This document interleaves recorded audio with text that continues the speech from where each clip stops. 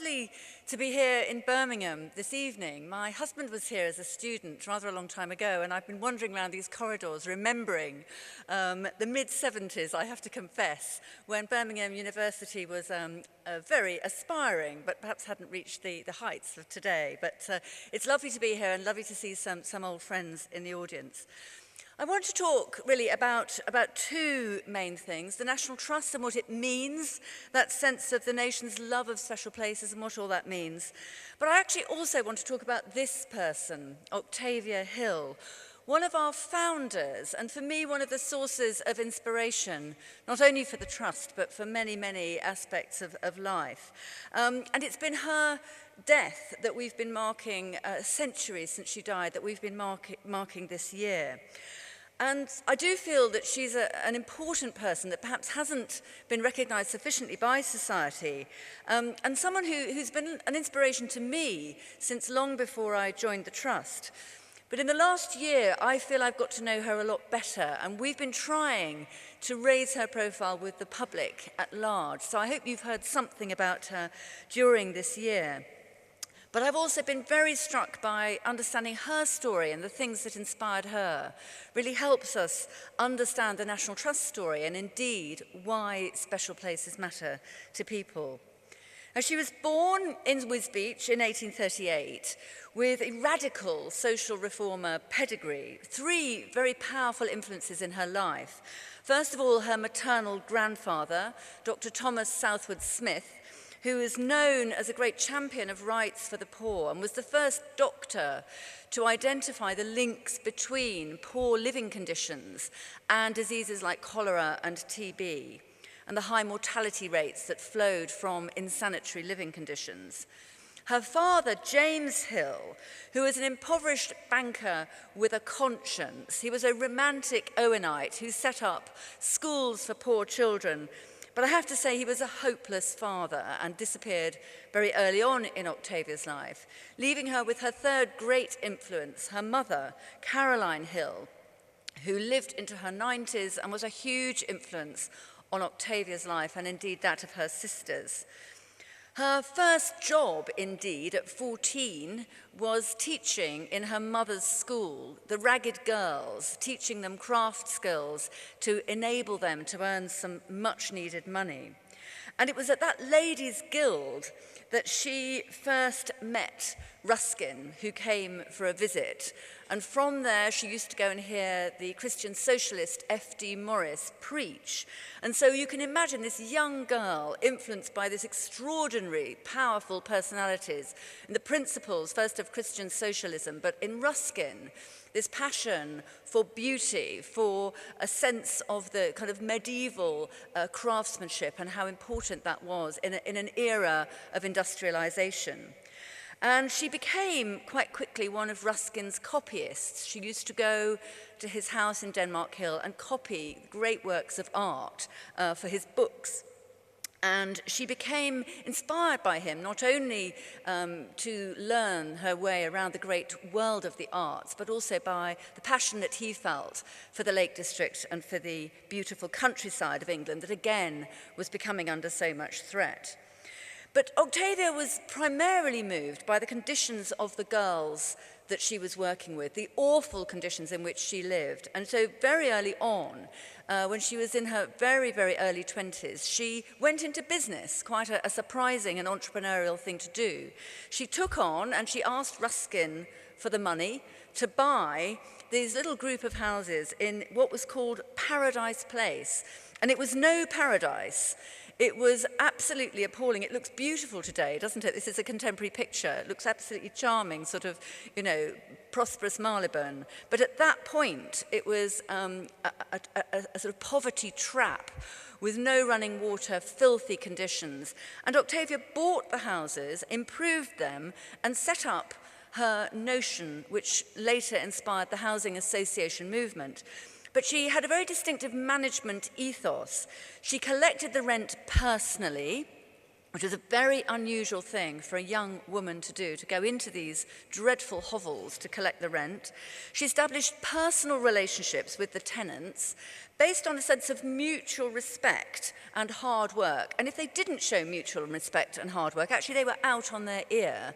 But anyone who did, who was completely honest and who committed to keeping the houses that she had improved in good shape, she rewarded with jobs for their children and with a great deal of personal interest, and would show great sympathy and courtesy to them. And above all, she was committed to improving the people and the buildings together. People needed decent places to live, to be people who had self-respect and had sort of confidence about life. And in an era of Dickensian landlords, when renting to the poor was really not seen as a kind of thing a young woman should do, this was really groundbreaking stuff. And all the more so because actually she pitched her work as a business, not a charity. She promised Ruskin that she would give him a 5% return on his investment, and she did. And in her annual letters to fellow workers, which she wrote right through her life, she always put her accounts in and always showed that she was delivering a 5% return. So there was a kind of sharpness about her, which I think is really extraordinary. But she was concerned not just with poverty and alleviation of poverty, but with beauty too. And these were a little group of buildings that she built, the Red Cross cottages and the Red Cross garden in Vauxhall, which she built as ideal examples of housing for the poor. And the great thing there, it wasn't just the houses, it was the gardens. People needed open space and fresh air and flowers to bring joy to their lives. And indeed, with her sister Miranda, she set up the Curl Society, which sadly no longer exists, for the diffusion of beauty, beautiful words, and began campaigns not only to provide open spaces close to houses, as in this case, but also to protect London's open spaces, which at that point were being threatened by new building. And so the campaigns that she ran for what she called London's open-air sitting rooms, for places like Parliament Hill Fields, Vauxhall Park and Hilly Fields, places that today we take for granted as being open, but they would have been built on if Octavia hadn't, with her friend Robert Hunter of the Commons and Open Spaces Society, would not still be here.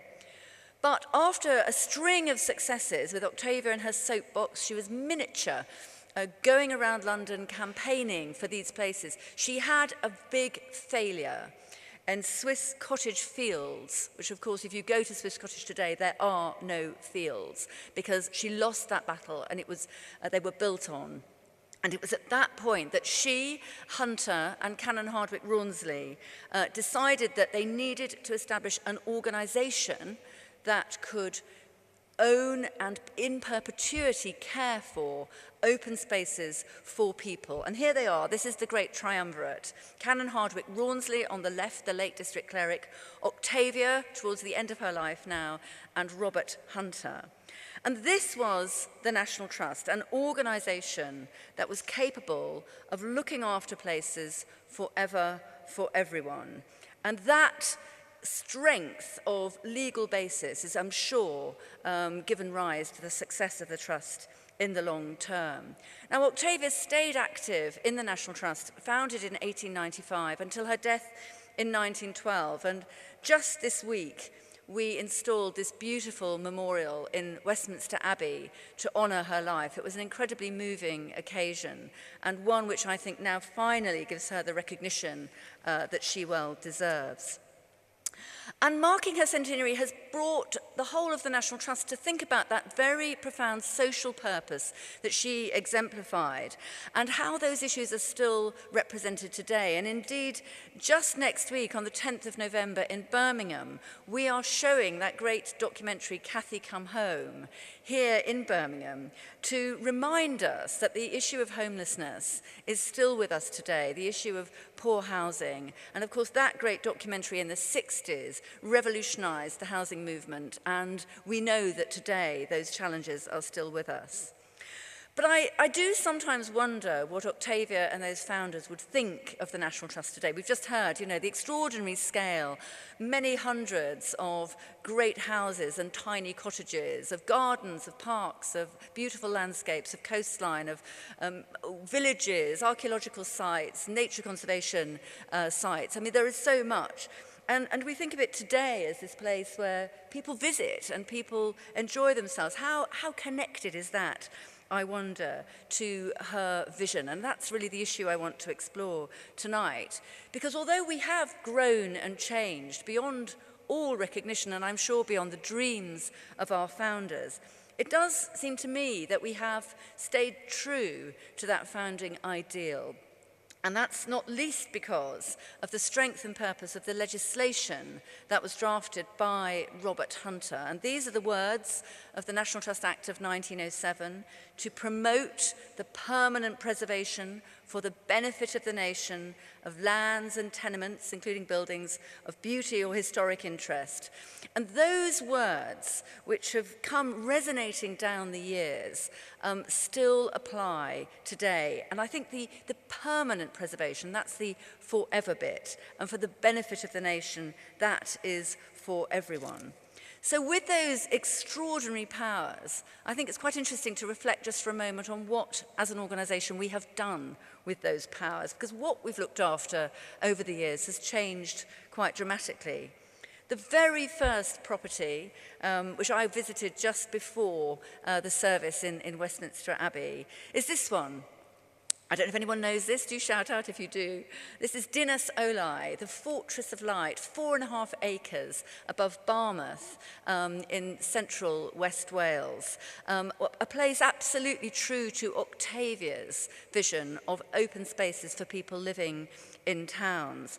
But then this rather promising building, Alfriston Clergy House, represented the other great strand of the National Trust, really inspired, sadly, by the loss of Sayes Court, John Evelyn's house and garden, which there was no organisation capable of saving. So the early National Trust bought Alfriston Clergy House for £10, and I have to say has spent slightly more than £10 on it ever since.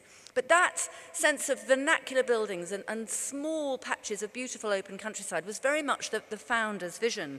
But then, of course, in the 30s, that brave and visionary country house scheme, at a time when the country houses were under enormous threat from a combination of financial disaster, punitive taxation, and many of the sons of the great families being killed in the wars. So this is Killerton, which came from the Ackland family in Devon, and of course Blickling, this glorious house that Lord Lothian gave to the Trust as one of the earliest donations under the country house scheme. I don't think the founders would necessarily have imagined the Trust being the great owner of country houses, but that we have stepped in to save an urgent need. And the next need was Neptune, Operation Neptune, Enterprise Neptune it was called in the 1960s. And again, one of those incredibly prescient moments. And if you think of the coastline now of the Mediterranean or many other parts of the world which have been absolutely trashed with awful development, the National Trust's decision in the 1960s to go out and survey the coastline, and a team of students went out and literally surveyed the coastline, came back saying there were 900 miles of coastline that needed saving by the National Trust. And as you heard, we now own about 710 miles. So again, that extraordinary sense of vision and protection of something which we treasure beyond all value. And then in the 80s, the need to protect some of the great open spaces that are central to the history of access to the countryside and people's enjoyment of walking. This is Kinder Scout, which came to us in the 1980s as one of our largest estates. And at about the same time, this is half of Snowdon, which again, through good management, sensitive management of the landscape, we have managed to protect and to enable huge numbers of people to enjoy. And then moving on to the more quaintly named social acquisitions that started to happen in the 90s. This is Mr. Straw's house in Worksop, where this was left to us in a will, and that happens very often. And what we normally do is sell the house and very gratefully use that money for some project or some further acquisition. But when one of our curators went along to see this house that had been left to us, opened the door, and it was a perfect Edwardian sort of time capsule of these two brothers who'd lived in the house since their parents' death, not changing a thing. And then suddenly, this was a great story of a social narrative of ordinary people's lives, remembering the domestic objects and the sort of curiosities and rather sort of human and simple dimensions of life, quite different from the great collections in our country house, but enormously popular.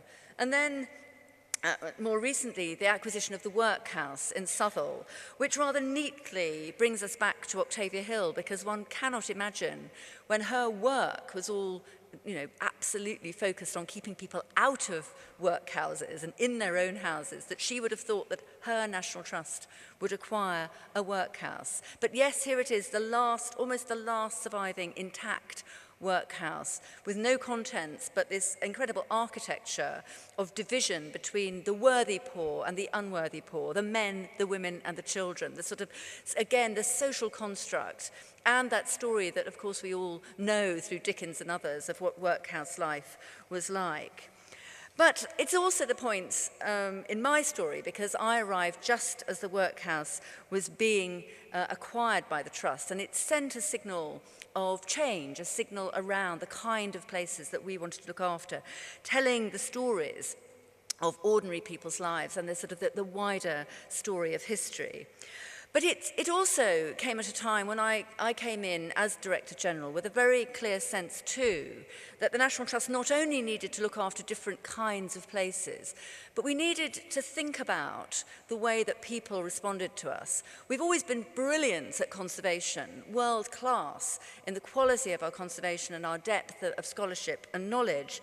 But it did make me wonder whether we loved people quite as much as we loved places, because our challenge was that in those early years of the 20th century, people had so many different claims on their time, so many different things they could do. Why would they keep coming to the National Trust if, as I described it, our arms were closed to them, that we were saying to them, oh yes, you can be members of the National Trust, you can come in, but be careful, don't touch anything, stand back, these are very precious places. Whereas I had been to visit the States and come back with this notion of arms open conservation, which is, this is a place we all love, we all share in, we all want to be part of. And you as a visitor, not only welcome, we want you to feel connected, we want you to feel part of the great protection for this place, a very different kind of relationship with our supporters. And so we set off on that journey of arms open conservation in the very early years of the 20th century.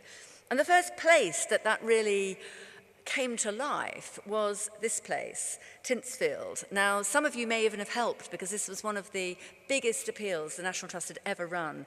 This extraordinary Victorian Gothic mansion suddenly came on the market in 2002.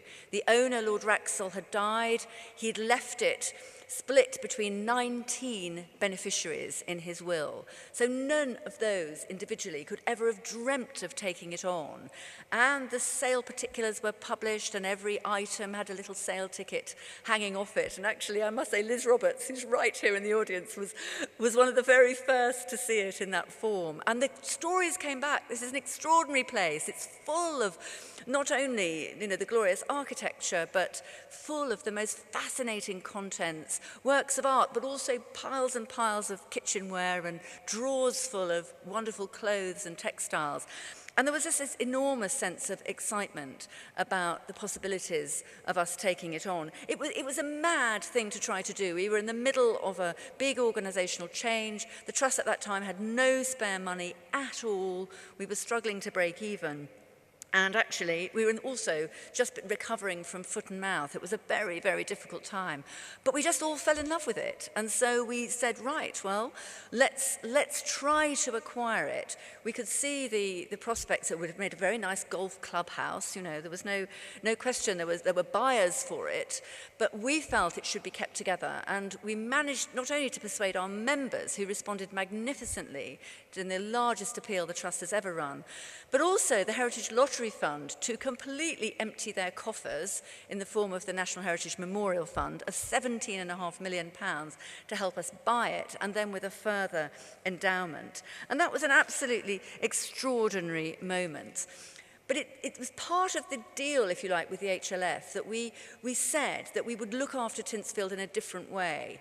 And it did seem to me that having asked people to contribute to save it, we couldn't do what we'd normally done, which is just close it for 4 years and put a sign up saying, closed for restoration, open in 4 years' time. It just wasn't tenable to do that. People were as excited as we were about this great discovery. And so within 6 weeks of acquisition, we let them in. No loos, no car park, no shop, no tea room, a bus from the Tesco's car park in Nailsea, lots of bare floorboards, you know, everything sort of in the process of discovery. And also lots and lots of community engagement. We got loads of children from local schools, lots of organisations looking after disadvantaged young people to come and help us clear the park. And I must say, I remember going and there were great piles of trees and that had been pruned, but bonfires burning, and an incredible sense of joy of people participating in this great journey. And we did all our conservation work in front of people. So we've repaired the roof, we've taken up floorboards and repaired the wiring, everything we've done in front of people. And people loved it. It was as if we had taken away that sign on the green baize door that says staff only and opened it. And it just created a new energy. And therefore, within the whole trust, it was the start of what we started to call conservation in action or engagement. And that took us into all kinds of extraordinary places, places where people can now touch things. Not everything, the most precious objects, of course, must be protected, but where there is a sense of joy and connection with people and place. And give you some ideas, you know, fires being lit, billiard tables being played, pianos being played, a sense of liveliness and connection throughout all of the properties. And take a classic house like Belton, which is a glorious house with a wonderfully important collection, but it's also the place where King Edward VIII, before he was king, used to go and spend a country house weekend. And we now tell the story of his abdication at Belton with music playing, cocktail parties, a sense of liveliness, but also that rather sombre recording of the abdication speech. So the connection with that extraordinary story is felt by the visitors. Take Hardy's Cottage, a wonderful little dreamlike Dorset thatched cottage, but actually also the place where, in a certain amount of poverty, Thomas Hardy grew up and agonized about all this, this sense of inspiration that he felt and the stories he wanted to tell. And so now, inside the house, you can have a cup of tea made for you by our staff, you can sit in front of the roaring fire, and you can sit at the little table where he wrote his very first novel, The Woodlanders, and try to sort of connect with all the inspiration that he felt from that house. And then Basildon Park, another great classic house near Reading, which was in the most dreadful state in the 1950s, on the verge of being lost with the roof falling in, when Lord and Lady Iliff came along and bought it and restored it. And so it's got its wonderful classical interior, but with a slightly 1950s feel. And so today we try to celebrate that sense of the kitchen, the 1950s atmosphere, alongside the story of the classical house and the collection there. So that sense of people's involvement, the arms open conservation, has been running throughout every aspect of the trust. The emphasis on people as well as place, the emphasis on stories that inspire people, all authentic, none of them, as I've so often been quoted recently, unlike Disney, being made up, all of them based on the spirit of place, the really deep understanding of a property and what makes it special, but then being brought to life in ways that give people an inspiring visit. And so that has also shaped the kind of places that we've taken on. Now, coming very close to home, I hope you know where this is. Because this is your very own back-to-backs. And I almost have to do that again, actually, because the first time I went here, it looked exactly like this. So you've got the fish bar, you've got Oscar's fast food, you've got the taxi company. We had a wonderful tailor, Jamaican tailor, who was in these buildings. And actually, people had walked past them for years without realizing that they were the last surviving courtyard back-to-backs left in Birmingham. Very different pattern of development in Birmingham, the city of 1,000 trades, than those great long streets of back-to-back houses where the mill owners rang a bell and people trooped out in the morning and back in the evening. People worked in these houses, glass eye makers, watch repairers, people with incredible skills, and they lived around courtyards where there was a sense of communal living. But of course, as with Octavia's own story, when diseases and insanitary conditions come along, you haven't got the wind blowing through the streets to clear it. You've got these courtyards where disease festers, and so they were nearly all knocked down in the 1950s and 60s, and this was literally the last surviving courtyard. And then an even more surprising acquisition. This is a very ordinary terraced house in London at Wandsworth Road, but inside a Kenyan poet who had arrived here in London, again in the 1960s, had to hide a damp patch in the basement, had one day got an old packing case and his fret knife and started to carve these absolutely extraordinary motifs which now decorate the whole house. And you can see there are influences there from classical art, from Moorish and Eastern artistic influences, and it just sort of spreads through the house in the most exquisite way. And almost, what is it? Is it art? Is it a sort of new form of decoration? What is it? But the most extraordinary thing of all was that he just left his house on his death to the National Trust. That posed us with quite a challenge, because this wasn't like anywhere else or anything else we'd taken on. But as a man who had, in a sense, come to Britain to make his future here, and who had left this extraordinary work of art, I think we felt ultimately that who were we to turn it down? Who were we to deny its place in the future? Because for sure, the house would have been bought, the skips would have been outside, all this work would simply have been taken out and dumped, and it would have been lost. So we took it on. It was quite a lively debate. Not everybody agreed. But now it's proving incredibly inspiring, just for that small area of southeast London, for people of many, many different ethnic origins and school children to come and just have a taste of something really very different.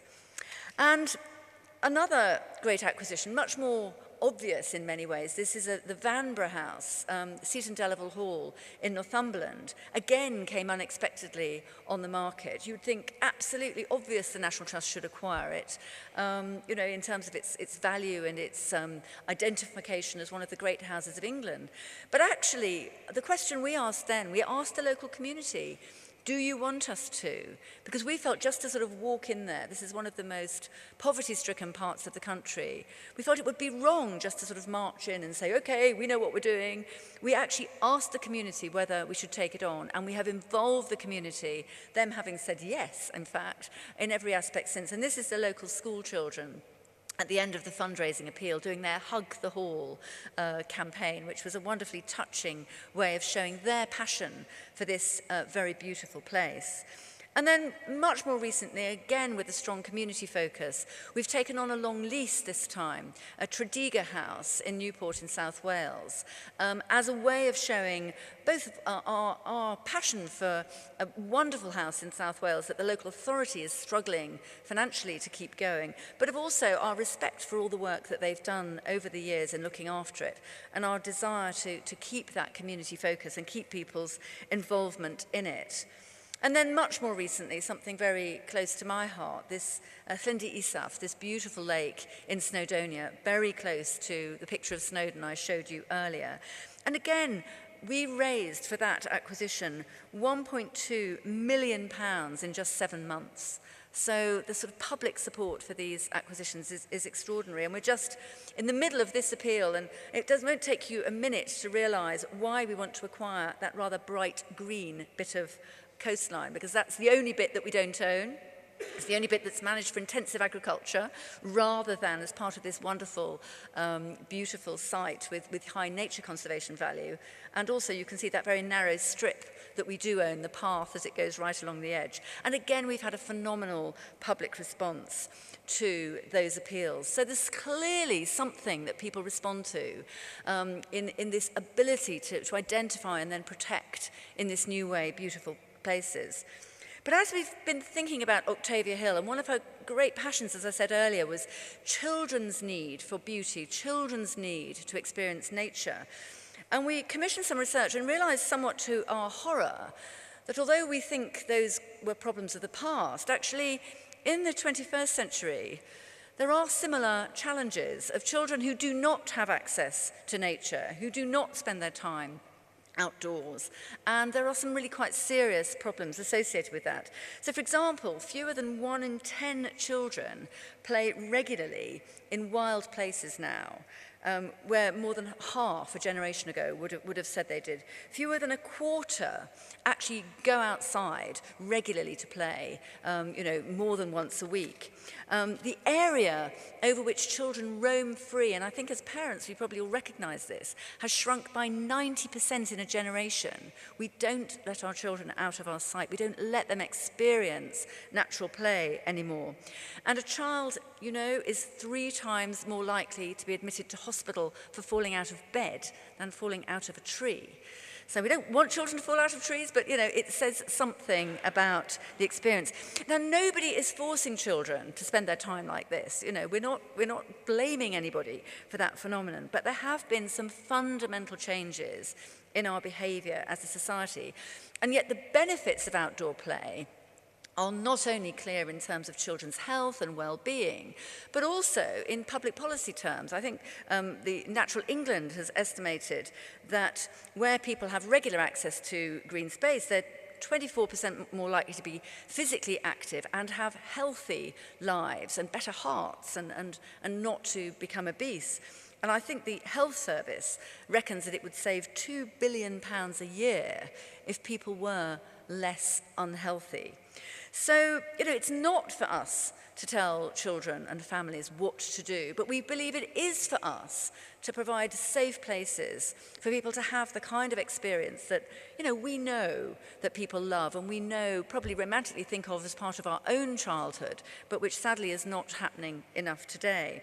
So last summer, we launched our 50 Things to Do Before You're 11 3/4 campaign, which has just been an incredible success. Now, there's some science behind it, because apparently, if by the time you're 12, you haven't established certain sorts of habits and behaviours, then actually it's quite unlikely that you'll develop those habits in later life. So if you get children out doing all these things before they're 12, then they're going to go into later life skimming stones and climbing trees and catching butterflies and, getting muddy and doing all the things that actually we know are incredibly good for them. Now, one of the reasons I think that's been so successful is it does seem to have captured a sort of sense of that lost innocence of childhood that all of us feel is so important, even if it's hard to put a value on. And it also shows, I think, the popularity, just how ready people are when given the opportunity to have this sort of natural fun and natural experiences. And so what organisations like the Trust can do is absolutely, as I said, not lecture to people about it, but to give people the opportunity. And we've had people all summer flocking to our properties, asking for this little booklet and children ticking off all these 50 things and then being devastated because they got to 12 and they've still got 3 to go or whatever it is. But, really feeling that this is a wonderful experience. And we've drawn in many partners, everyone from the RSPB, which is probably quite obvious, but health professionals, education organisations, child psychologists, many people giving support to our Natural Childhood campaign. And right now we're in the middle of what we're calling the Great British Walk, where we've got 2 weeks over the half term of people just going out and taking part in walks all over the country. And there's a wonderful one in Birmingham here, which is going, I think, next weekend, walking out from Millennium Green in Kings Norton out to the Clent Hills, really just to show how near green spaces are, even in the heart of Birmingham. So if you've got nothing better to do, join that walk, but also just recognise how a good, healthy walk is going to be a very, very joyous part of your life. So we hear Octavia's voice today in many, many different ways. And last year, actually, I think we also heard it in a very distinctive way on our planning campaign. And some of you will remember that we stood up against the government's proposals with the new draft planning policy framework, which we felt moved away from the traditional balanced approach that land use planning brought into a pro-growth and growth at all costs sense of direction. And, at one level, I think, you could have said this was a traditional battle of, if you like, the NIMBYs against the progressives. But I want to emphasize to you that it wasn't that at all. It actually was very much about the values we hold as a society, not whether we grow, because clearly we need houses, clearly we need new development, and the Trust has always believed that, but how we grow, and whether we grow responsibly or whether we're prepared to throw away decades worth of protection of beautiful places. And so our campaign was a defence, really, of some incredibly important principles put in place by our predecessors in the National Trust back in the 20s and 30s, when people like Clough Williams-Ellis and G.M. Trevelyan and Patrick Abercrombie, great names in this field, campaigned successfully for the town and country planning legislation, which has had such an impact on this country. And again, you only have to go to the east coast of the States or many parts of the world to see what urban sprawl would have been like had it not been for our planning system. The principle of separating town from country, of green belts, of containing urban sprawl, of stopping ribbon development, are things that we really care about and could so easily have lost. And so it was unusual for the Trust to take to the barricades, and this petition that we presented, represented a very unusual step for us, but it was very heartfelt and very, very deeply connected with our core values and the things that, as I've been explaining to you, motivate us as an organisation. And then, quite extraordinarily, we won. And that really was the most extraordinary thing of all, because the bitter response we got to our campaign in the early days, one might have assumed that we wouldn't. But I think there were three reasons. First of all was that there was a deep engagement with government, a really kind of detailed scrutiny of a line-by-line analysis of the documents, as well as, what I had, which was a sort of rather unusual press dialogue with the Prime Minister. But we were absolutely across the detail of the document. Secondly, we had a brilliant media campaign, which this is one example.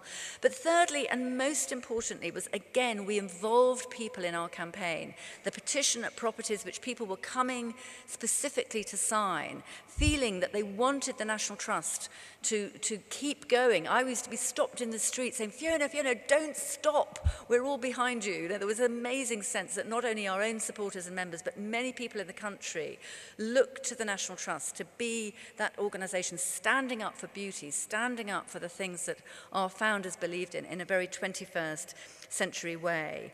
And so, we were again that voice for beauty, that voice that I hope Octavia, Rawnsley and Hunter would have recognised, and a voice that people responded to incredibly well. And so, when I reflect on my time at the Trust, and it is a very kind of moving moment for me as I come to literally my last few days now at the National Trust, I suppose what has struck me most of all is that the enduring appeal of what I call the simple pleasures of life, access to beautiful places, a wonderful view, great works of art and architecture, a beautiful garden, a lovely walk in the countryside. All of these things which are, frankly, beyond price in their value to people, but not kind of expensive, not materialistic, not that sort of instant gratification that we see around us so much. And I also suppose I'm struck by, you know, people say, oh, the National Trust, a wonderful organisation looking after our past. And I say, no, no, no, you haven't understood. We're looking after our future. We're an organisation that looks as far ahead into the future as we do back. We plan on a 75-year cycle for our properties, a sort of glorious sense of really thinking and acting for the long term. And so we're identifying a need for people today that is just as profound as that need that was felt in the 19th century. A need of beauty, a need of air, a need of exercise, a need of those deep spiritual values that are central to who we are as people. And so I hope we've managed to find a way of keeping those 19th century philanthropic values alive and well in a very 21st century context. And in that process, you know, an organisation that has incredibly 4 million members, but perhaps also speaks for many, many more people who may never be members, but who share that love of special places and who are proud that there is a National Trust, even if for them perhaps membership is not the answer.